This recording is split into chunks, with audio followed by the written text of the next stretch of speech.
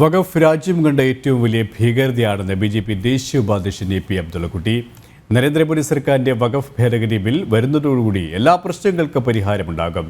ഹിന്ദു ഐക്യവേദി കോഴിക്കോട് സംഘടിപ്പിച്ച പടരുന്ന വഖഫ് ഭീകരത എന്ന സെമിനാറിൽ സംസാരിക്കുകയായിരുന്നു അദ്ദേഹം.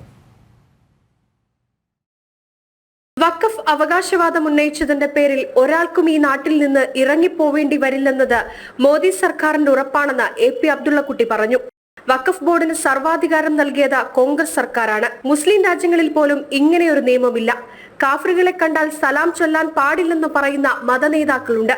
പക്ഷേ കാഫറുകളുടെ ഭൂമി വഖഫ് ചെയ്യാമെന്ന തികച്ചും വിചിത്രമായ നിയമവും വഖഫിലുണ്ടെന്ന് AP അബ്ദുള്ളക്കുട്ടി ചൂണ്ടിക്കാട്ടി.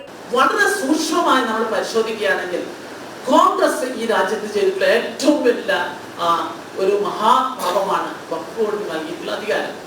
ഈ വഖഫ് ബോർഡ് നിയമ ഭേദഗതിയിലൂടെ നിങ്ങൾ മനസ്സിലാക്കേണ്ടത് ഇവിടെ ബേജാറായിട്ടുള്ളത് നമ്മുടെ മുൻപത്തെ 610 കുടുംബങ്ങളിൽ മാത്രമല്ല. പ്രിയപ്പെട്ടവരെ, വഖഫ് ട്രിബ്യൂണലിന്റെയും വഖഫ് ബോർഡിന്റെയും മുമ്പിലുള്ള കേസുകൾ 47,000 കേസാണ്. അതിലൊരു 35,000 കേസ് മുസ്ലിങ്ങളുടേതാണ്. പാവപ്പെട്ട മുസ്ലിങ്ങൾ പോലും ഈ കോൺഗ്രസ് ഉണ്ടാക്കിയിട്ടുള്ള ഈ മാഫിയ സംഘത്തിന്, ഭൂമാഫിയ സംഘത്തിന്, മുസ്ലിം സമുദായത്തെ വിറ്റ് കൊഴുത്തു തടിക്കുന്ന ഒരു മാഫിയ സംഘത്തിന് ഒരു നിയമം ഉണ്ടാക്കിക്കൊണ്ടിരിക്കുന്നു കോൺഗ്രസ്. ആ കോൺഗ്രസിന്റെ ഏറ്റവും വലിയ തെറ്റാണ് ഈ വഖഫ് നിയമം. ആ വഖഫ് നിയമം എടുത്ത് തോട്ടിലെറിയുന്ന ഒരു പരിഷ്കാരമാണ് പാർലമെന്റിൽ നടക്കാൻ പോകുന്നത്.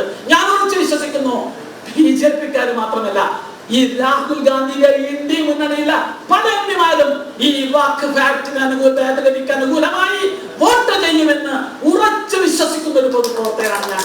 ചതിക്കപ്പെട്ടൊരു ജനതയുടെ അതിജീവനത്തിന്റെ പോരാട്ടമാണ് മുനമ്പത്ത് നടക്കുന്നത്. ആ പോരാട്ടത്തിന് ഐക്യദാർഢ്യം പ്രഖ്യാപിച്ചുകൊണ്ടാണ് കോഴിക്കോട് ഹിന്ദു ഐക്യവേദി സെമിനാർ സംഘടിപ്പിച്ചത്. സെമിനാറിൽ ഹിന്ദു ഐക്യവേദി സംസ്ഥാന general secretary KP Haridas, Hindu Aikyavedi സംസ്ഥാന ജനറൽ സെക്രട്ടറി K ഷൈനു തുടങ്ങിയവർ സംസാരിച്ചു. ജനം, കോഴിക്കോട്.